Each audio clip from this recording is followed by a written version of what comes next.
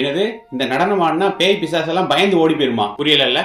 இருங்க தெளிவா சொல்றேன். நம்மளோட நேபாள் ட்ரிப்ல இமயமலை தொடரான ஜம்சலம் இருக்கையில இந்த மோனஸ்ட்ரி பத்தியும் இந்த நடனத்தை பத்தியும் கேள்விப்பட்டோம். கேள்விப்பட்டதோட ஒரு 8 பார்த்துடலாம்னு சொல்லி போனா இந்த மோனஸ்ட்ரி இருக்க இடத்த புறம் பாருங்க. மோனஸ்ட்ரிக்குள்ள மக்கள் எல்லாம் அவங்களோட பாரம்பரிய உடை அணிஞ்சு தயாராகிட்டு இருந்தாங்க. அந்த ஊர்ல நம்ம வெளிநாட்டினர்னாலையும் வர்றவங்களை உபசரிக்கிறதுக்காக டீயும் உருளைக்கிழங்கு நமக்கு கொடுத்தாங்க. நம்ம சாப்பிட்டு முடிச்ச கொஞ்ச நேரத்திலே ஃபங்க்ஷன் ஸ்டார்ட் பண்ணிட்டாங்க. ஃபங்க்ஷனோட தொடக்கத்துல வெளிநாட்டுல வெளியூர்ல வேலை செஞ்சு அனுப்புன ரூபாயை யார் யாருன்னு சொல்லி விவரங்கள் எல்லாம் படிச்சு முடிச்சோடனே இதுல கலந்துக்கிறவங்களுக்கு நம்ம ஊர்ல மாலை அணிவிக்கிற மாதிரி அவங்க ஊர்ல ஒரு துண்டு மாதிரி அணிவிச்சு மரியாதை செலுத்தினாங்க.